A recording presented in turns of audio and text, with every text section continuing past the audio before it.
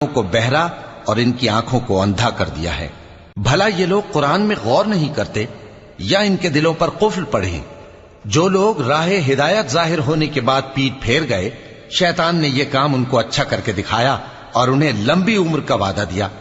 یہ اس لیے کہ جو لوگ اللہ کی اتاری ہوئی کتاب سے بیزار ہیں، یہ ان سے کہتے ہیں کہ بعض کاموں میں ہم تمہاری بات بھی مانیں گے، اور اللہ ان کے پوشیدہ مشوروں سے واقف ہے۔ تو اس وقت ان کا کیسا حال ہوگا جب فرشتے ان کی جان نکالیں گے اور ان کے چہروں اور پیٹھوں پر مارتے جائیں گے۔